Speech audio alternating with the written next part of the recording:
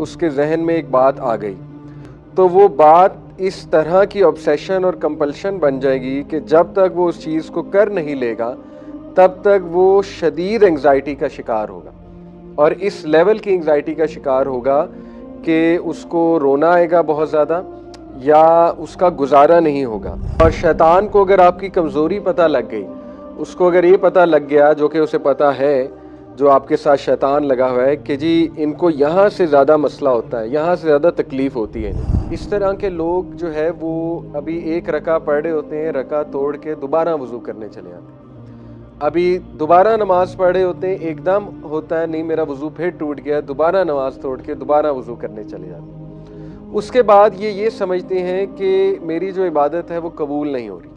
उनको शदीद किस्म के वसवसे आते हैं कि नहीं मेरी इबादत कबूल ही नहीं हो रही, मैं जो मर्ज़ी कर लूँ मेरी इबादत कबूल नहीं हो रही। शैतान जो है ना उसको पता है नेक बंदे को मैंने कहाँ से पकड़ना है, ज़िक्र अज़कार करने वाले को कहाँ से पकड़ना है, हाफिज़ कुरान को कहाँ से पकड़ना है, ये पता ही नहीं है लोगों को। लोग समझते हैं बदनज़री से वज़ू टूट जाता है, लोग समझते हैं गाली देने से वज़ू टूट जाता है, ठीक है। लोग समझते हैं अगर मेरे नाखून बड़े हैं तो वज़ू टूट जाता है, लोग समझते हैं मिट्टी लग गई वज़ू टूट जाता है। कि मैं इंतहाई गुनाहगार, मनहूस, लानती इंसान हूँ। ये भी वसवास इन अकीदा है, ठीक है।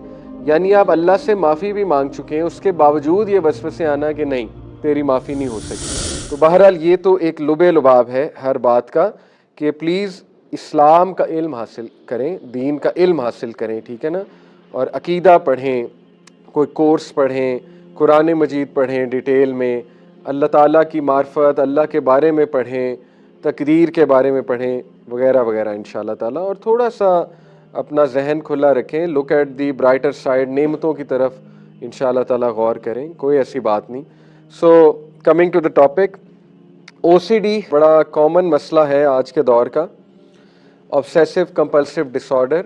और इसको जो रिलीजियस ओसीडी है उसको स्क्रूपुलोसिटी कहते हैं साइकोलॉजी में, पूरा चैप्टर है इसके ऊपर साइकोलॉजिकल डिसऑर्डर्स में। बेसिकली ये एंग्जाइटी डिसऑर्डर है ओसीडी, ठीक है, ऑब्सेसिव कंपल्सिव डिसऑर्डर, जिसमें बहुत ही शदीद ऑब्सेशंस और कंपल्शंस होती हैं इंसान को। यानी मिसाल के तौर पे उसके जहन में एक बात आ गई तो वो बात इस तरह की ऑब्सेशन और कंपल्शन बन जाएगी कि जब तक वो उस चीज़ को कर नहीं लेगा तब तक वो शदीद एंग्जाइटी का शिकार होगा और इस लेवल की एंग्जाइटी का शिकार होगा कि उसको रोना आएगा बहुत ज़्यादा या उसका गुजारा नहीं होगा, यानी उससे बैठा नहीं जाएगा वहाँ पे, ठीक है। तो जनरली ये 3-4 किस्म के ओसीडी जो होते हैं वो मैं आपके सामने रखता हूँ। रिलीजियस ओसीडी की अभी बात करें, ठीक है। तो रिलीजियस ओसीडी में सबसे पहले वसवास अल कहरी की कैटेगरी आती। इनको वसवास कहते हैं, शैतानी वसवसे हैं, ठीक है। क्योंकि देखिए शैतान बहुत एक्टिव है और शैतान को अगर आपकी कमज़ोरी पता लग गई, उसको अगर ये पता लग गया जो कि उसे पता है, जो आपके साथ शैतान लगा हुआ है कि जी इनको यहाँ से ज़्यादा मसला होता है, यहाँ से ज़्यादा तकलीफ़ होती है इन्हें, ठीक है। अगर उसने वो नस पकड़ ली आपकी तो फिर वो वहीं से बार बार ओवर थिंकिंग करा के जो है वो आपका ईमान ख़राब करेगा। तो वसवास अल कहरी जो है ये है ओवरवेलमिंग विस्पर्स, ठीक है। और इनको साइकोलॉजी की लैंग्वेज में कहते हैं scrupulosity, the clinical literature term for OCDs related to religiosity. बड़ी इंटरेस्टिंग बात है कि ओसीडी की जो इटियोलॉजी कह लें, सिम्टम्स, रीजंस भी कह लें, या उसकी जो बेसिस है वो क्या है कि ओसीडी क्यों होता है। तो बड़ी इंटरेस्टिंग रिसर्चेज हमारे पास हैं और बड़ी अजीब बात है। गट जो है आपका, उसकी वजह से ओसीडी होता है, गट के साथ ताल्लुक है आपके, ठीक है, ओसीडी। दूसरा आपके ब्रेन के साथ ताल्लुक है ओसीडी का, सोचों के साथ ताल्लुक है, गट के साथ ताल्लुक है। एक आर्टिकल है, उस आर्टिकल का लुबे लुबाब ये है, रिसर्च है, आर्टिकल नहीं है, रिसर्च है, साइकोलॉजिकल रिसर्च, कि जो लोग बहुत ज़्यादा फास्ट फूड खाते हैं और रातें जागते हैं तो उनको वो बहुत ज़्यादा वल्नरेबल है ओसीडी के लिए, बहुत ज़्यादा वल्नरेबल है। This sums it all up के जेन जी को ओसीडी सब बहुत ज़्यादा है, बहुत ज़्यादा, क्योंकि रूटीन ये है रात को जागना और फास्ट फूड बहुत खाना। फास्ट फूड में कुछ ऐसे माइक्रोब्स होते हैं अकॉर्डिंग टू द रिसर्च जो गट को जाके इफेक्ट करते हैं और गट जो है ये डायरेक्ट ब्रेन को इफेक्ट करता है और फिर ओसीडी कॉज करता है। वो डिटेल साइंस में हमारे पास जाने का टाइम नहीं है, लेकिन आप ये सर्च कर सकते हैं कि OCD related to gut research papers आ जाएंगे, ठीक है। इसी तरह ब्रेन, सोचें, असल में रात को जो लोग जागते हैं तो फिर वो बहुत सी इसके पीछे भी साइंस है कि वो क्यों वल्नरेबल होते हैं ओसीडी के लिए, ठीक है। तो देखें, यहीं से साबित हो गया कि सबसे पहले तो रूटीन ठीक करनी पड़ेगी। अगर ओसीडी को फाइट करना है, ओसीडी को ख़त्म करना है, तो रातों को सोना पड़ेगा, कुछ भी करके सोना पड़ेगा।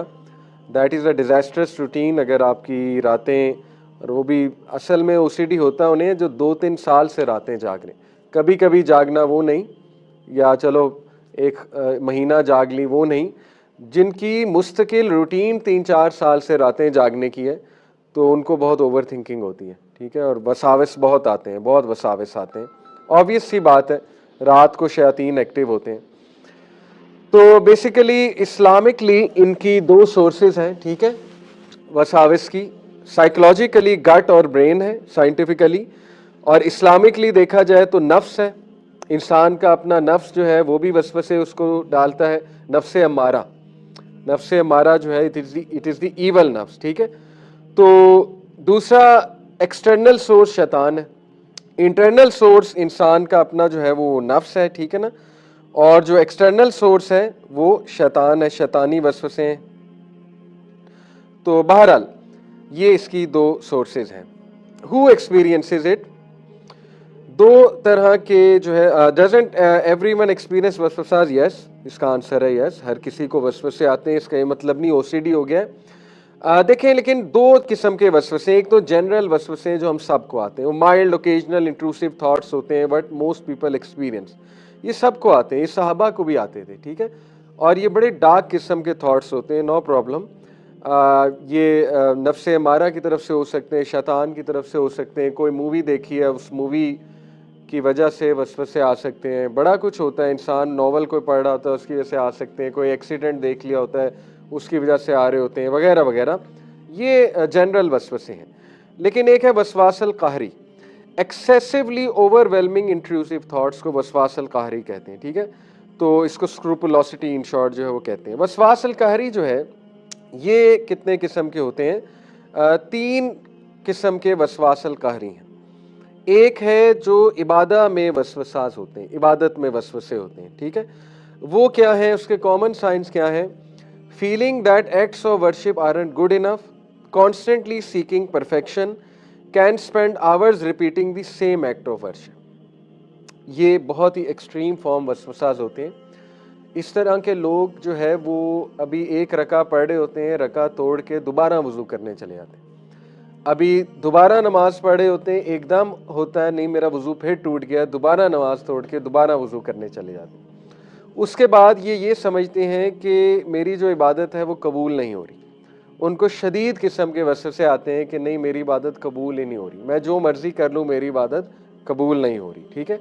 और तीसरा ये कि वो कॉन्स्टेंटली बहुत परफेक्शन अचीव करने की कोशिश कर रहे होते हैं, जिसमें अपने आप को बहुत एंग्जाइटी, बहुत स्ट्रेस कॉज करते हैं। देखें, मैं समझता हूँ कि एंग्जाइटी पेशेंट को पहली तो बात कभी भी आपको ज़्यादा सारे अज़कार पे नहीं लगाना चाहिए, और बहुत ज़्यादा तादाद के अज़कार पे नहीं लगाना चाहिए, ठीक है, क्योंकि वो ऑलरेडी एंग्जाइटी पेशेंट है। जब आप ओसीडी पेशेंट को कहेंगे कि 10,000 बार अल्लाह का नाम पढ़ो, तो आपने उसे मज़ीद ओसीडी कॉज कर दिया, ठीक है। कीप इट इन माइंड, ये बातें हमें पता नहीं होती। ओसीडी बहुत कॉमन है आज के दौर में, अल्लाह माफ़ करे, बिकॉज ऑफ आर रूटीन्स। मैंने आपको पहले कहा, रातें जागना, फास्ट फूड खाना, ठीक है ना, फिर और भी बहुत सी रीजंस हैं, ये शयातीन बहुत एक्टिव हैं।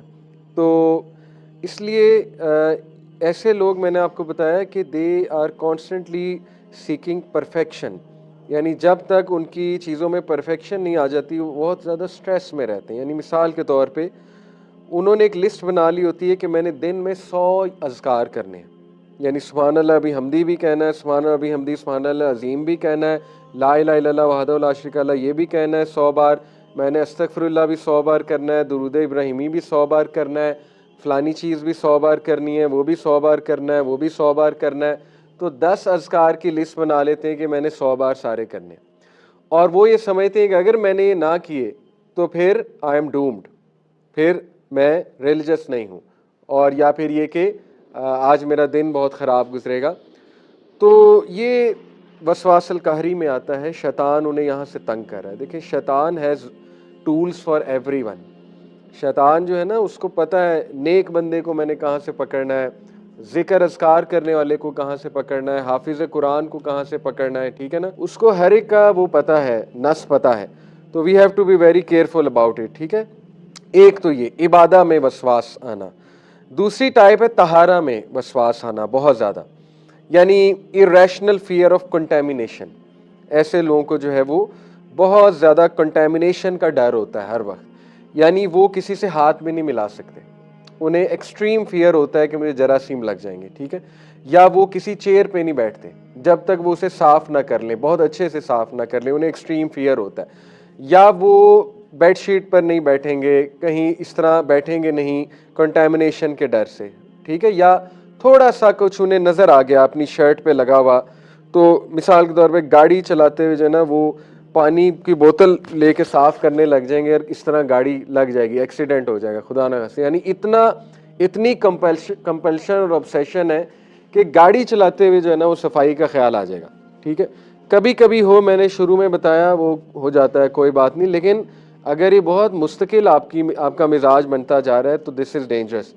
इसी तरह irrational fear that वुजू is incorrect, invalidated, ये बहुत कॉमन है, बहुत कॉमन है। सबसे ज़्यादा वसवसे शैतान इस कॉन्टेक्स्ट में डालता है, ठीक है। वुजू अच्छे से ही करना चाहिए, नो डाउट, लेकिन एक बार आपने अच्छे से कर लिया, आपको श्योर है इंशाल्लाह कि कोई भी स्पॉट वो अब नहीं है ड्राई, तो इट्स गुड टू गो इंशाल्लाह। बाकी देखें, वुज़ू श्योरिटी पे दोबारा किया जाता है। अगर डाउट है ना, डाउट पे वुज़ू नहीं टूटता है, ये फ़िक है, पूरी फ़िक़्ह तहारा इसीलिए पढ़नी चाहिए। देखें, वसवासल कहरी रिलेटेड टू तहारा का सलूशन है, फ़िक़्ह तहारा पढ़ें ताकि आप रिलैक्स हो जाए। लोग पढ़ते ही नहीं, लोगों को पता ही नहीं फ़िक़्ह तहारा। देखें, इतनी लचक है, इतनी लचक है फ़िक़्ह में, आप सोच नहीं सकते, आप फतवे पढ़ के हैरान रह जाएंगे, ठीक है। यानी आप खुद सोचें कि सहाबा जिस दौर में रहते थे, थोड़ा सा सोचें, क्या पानी बहुत ज़्यादा मैसर था? क्या उनको बहुत ज़्यादा क्लीनलीनेस के मौके मैसर थे? तो सोचें, सहाबा जिस तरह तहारत करते थे, तो इसका मतलब है बहुत लचक है तहारत में। बहुत ज़्यादा ओवर तहारा करने लग जाना, यानी 10 बार अपने आप को वॉश करना, तो पहली तो बात ये पानी का ज़िया है, ठीक है। दूसरी बात कि फिर अगर आप ऐसे करें तो सहाबा फिर सोचें, वो उनके पास तो पानी नहीं था, वो कैसे करते होंगे। जब वो लेट से वॉशरूम जाते होंगे तो इतनी फैसिलिटीज़ नहीं थी, तो वो तो पत्थर से मामला करते थे, सोचने की बात है, ठीक है।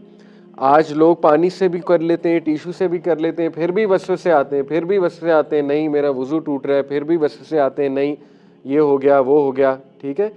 तो फ़िक़्ह तहारा जब आप पढ़ेंगे, आप रिलैक्स हो जाएंगे। बहुत लचक है तहारत के मामलात में, ठीक है। तो उसका नॉलेज होना चाहिए आपको। मिसाल के तौर पे, अगर खुदा ना खास्ता आपको फ़ील हो कि मेरा ड्रॉप निकल आया है वॉशरूम करके, यूरिन का ड्रॉप निकल आया है, तो क्या फ़िक़्ह तहारा क्या कहती है, फिर क्या करना चाहिए, आपको पता होना चाहिए। अगर किसी को ये डर है कि मज़ी या मनी निकल आया है, अगर हम बात करें मर्दों की, तो उसके पीछे पूरी फ़िक़्ह है कि फिर क्या करना है आपने, तो ये आपको पढ़ना चाहिए, ठीक है। कोई शेख के पास, स्कॉलर के पास जाके कि हमें तहारत के बारे में फ़िक़्ह पढ़ाएं पूरी की पूरी। इसी तरह वुज़ू किन चीज़ों से, नवाक़िज़ वुज़ू क्या हैं, वुज़ू किन चीज़ों से ब्रेक होता है, ये पता ही नहीं है लोगों को। लोग समझते हैं बदनज़री से वुज़ू टूट जाता है, लोग समझते हैं गाली देने से वुज़ू टूट जाता है, ठीक है। लोग समझते हैं अगर मेरे नाखून बड़े हैं तो वुज़ू टूट जाता है, लोग समझते हैं मिट्टी लग गई वुज़ू टूट जाता है। ये बातें आपको पता होनी चाहिए। खून निकलने से वुज़ू टूटता है कि नहीं टूटता है, आपको पता होना चाहिए। अगर आपकी शर्ट पे खून लगा हुआ है, वुज़ू टूटता है कि नहीं टूटता है, ये बड़े डेलिकेट फ़िक़्ही मसाइल हैं। तो सबसे पहले अपने बच्चे को फ़िक़्ह तहारा से गुजारना चाहिए, ठीक है। पेरेंट्स को पेरेंटिंग में सबसे पहले बच्चे को ये जो फ़िक़्हुल इबादात है और फ़िक़्हुल तहारा, यानी नमाज की फ़िक़्ह और तहारत की फ़िक़्ह, इससे उसको गुजारना चाहिए कि अपने आप को साफ़ कैसे करना है, सफाई कैसे रखनी है, वगैरह वगैरह, ताकि बाद में जाके उसे मसाइल पैदा ना हो, ठीक है। इसी तरह ऐसा बंदा जो है, इंसान can spend hours compulsively checking clothes, getting ready for prayer और क्लीनिंग देमसेल्व्स। तो ये तहारत से रिलेटेड वसाविस है। इसी तरह तीसरा जो टाइप है वसवासल कहरी की, वो है अकीदा के अंदर जो है वो वसाविस, belief with conviction in religion. वो क्या है? वो है overwhelming fear of accidentally falling out of Islam. यानी ओवरवेलमिंग फियर, एक तो है ना, कभी कभी इंसान को फिक्रमंद होना चाहिए कि मैं अच्छा मुसलमान हूँ भी कि नहीं, ये तो तज़किया रिलेटेड चीज़ है, तो अच्छी चीज़ है। लेकिन बहुत ओवरवेलमिंग फियर हो कि मैं काफिर हो गया, हर बात पे वो सोचे कि मैं काफिर हो गया, और इस तरह के प्रॉब्लम्स आते हैं हमारे पास, ठीक है। इसी तरह repeat the declaration of faith 100 times a day, इस तरह के केसेस हैं। यानी हर बात पे कलमा शहादत दोबारा पढ़ना कि मैं काफिर हो गया और मैंने दोबारा से अपना इस्लाम जो है वो अपने आप को मुसलमान करना है दोबारा से।